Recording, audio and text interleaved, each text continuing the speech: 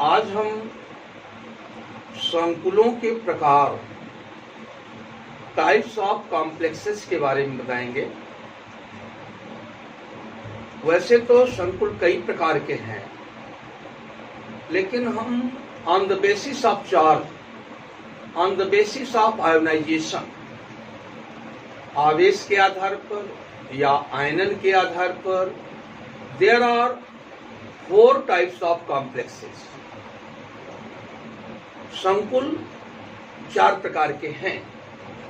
पहला है धनायनिक संकुल, इसको अंग्रेजी में cationic complex,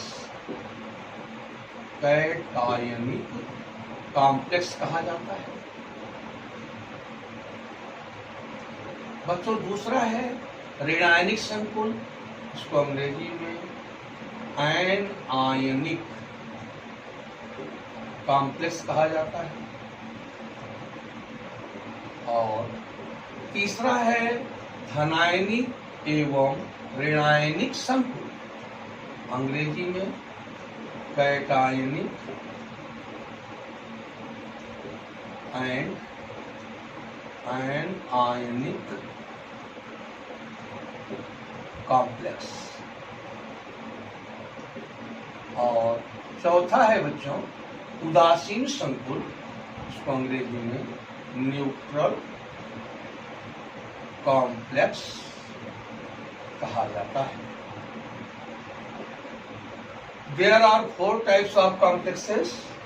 First, cationic complex.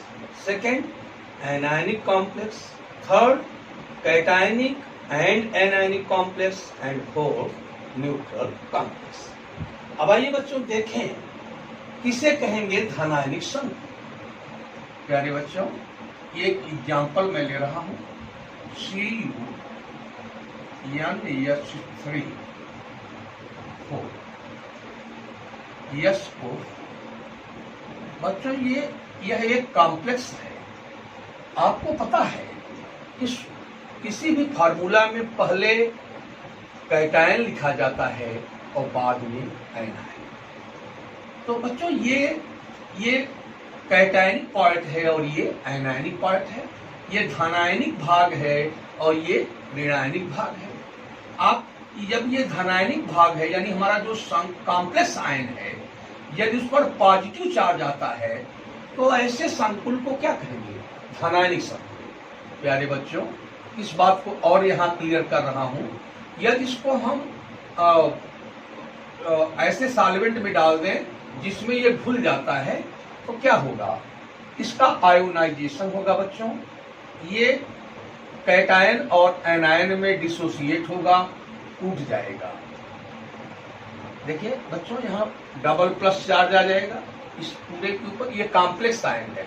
अब बच्चों प्लस SO4 यहाँ से अलग हो जाएगा, SO4 डबल माइनस। तो बच्चों यहाँ पर जो आयन बना ये संकुल आयन प्राप्त हुआ। और संकुल आयन जो देख रहे हैं बच्चों, इसको अंग्रेजी में कहेंगे कॉम्प्लेक्स आयन। और यहाँ पर हम क्या देख रहे हैं? हमारे संकुल आयन पर धन आवेश है, इसलिए इस संकुल को क्या कहेंगे? बच्चों इस संकुल को कहेंगे धनायनिक संकुल।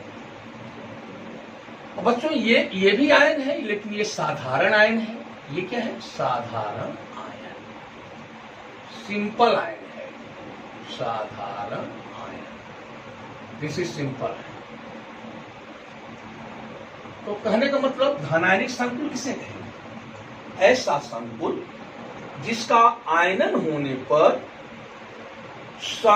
प्राप्त धनायन संकुल आयन हो, प्राप्त कैटायन कॉम्प्लेक्स आयन हो, तो ऐसे कॉम्प्लेक्स को कैटायनिक कॉम्प्लेक्स कहते हैं। अब प्यारे बच्चों, एनायनिक कॉम्प्लेक्स का एग्जांपल ले रहा हूं, K4FeCN6। प्यारे बच्चों, ये कैसा पार्ट है? कैटायनिक पार्ट और ये एनायनिक पार्ट। ये इधर धनायन होता है, धनायन वाला भाग, और इधर ऋणायन वाला भाग। इसका भी बच्चों यदि आयोनाइजेशन करा दें तो 4 के प्लस मिलेगा, 4K प्लस FeCN6 4 माइनस। बच्चों ये कॉम्प्लेक्स आयन मिल रहा है और कॉम्प्लेक्स आयन पर आप देख रहे हैं कौन सा चार्ज है, ये निगेटिव चार्ज है, इसलिए इसको आयनायनिक कॉम्प्लेक्स कहेंगे। यानी K4FeCN6 is an ionic complex.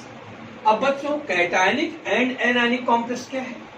देखिए इसका एग्जांपल मैं ले रहा हूं बच्चों, PTPY4 square bracket close, PTBR4 square bracket close.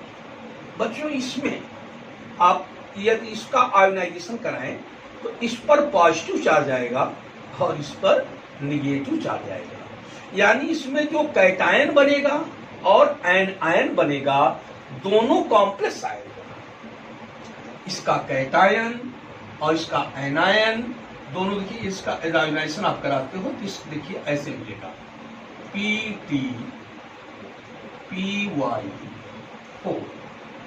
इसके ऊपर बच्चों डबल प्लस आएगा, प्लस PTBR4। बच्चों इसके ऊपर डबल माइनस चार्ज आएगा। तो बच्चों ये भी कॉम्प्लेक्स आयन है, ये भी कॉम्प्लेक्स आयन है, कैटायन भी कॉम्प्लेक्स है, एनायन भी कॉम्प्लेक्स है। तो ऐसे कॉम्प्लेक्स को क्या कहें? Cationic and anionic complex. तो बच्चों ये कैटायन है आपका ना, this is cation and this is anion and both are complexes. Cation भी कॉम्प्लेक्स, एनायन भी कॉम्प्लेक्स।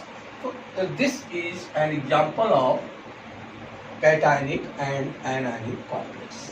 नाउ न्यूट्रल कॉम्प्लेक्स बच्चों, इसके लिए मैं ये एग्जांपल ले रहा हूं, NiCO4 स्क्वायर ब्रैकेट। बच्चों इसमें केवल कोऑर्डिनेशन स्फीयर रहता है, स्क्वायर ब्रैकेट रहता है, न इधर कुछ लिखा है न इधर कुछ लिखा है। इसका आयोनाइजेशन भी नहीं होता है, इसलिए इसको न्यूट्रल कॉम्प्लेक्स कहा जाता है। तो ये एग्जांपल है बच्चों, this is the example of neutral complex because its ionization does not take place. Similarly, another example of neutral complex is FeCO5. This is also a neutral complex. These two are examples of neutral complexes. My dear students, there are 4 types of complexes. First, cationic complex. Second, anionic complex. Third, cationic and anionic complex. And fourth, neutral complex. प्यारे बच्चों, संकुल यहाँ पे हमने दिखाया 4 प्रकार के हैं। धनायनिक संकुल, ऋणायनिक संकुल, धनायनिक एवं ऋणायनिक संकुल, उदासीन संकुल। अब बच्चों धनायनिक संकुल किसे कहें?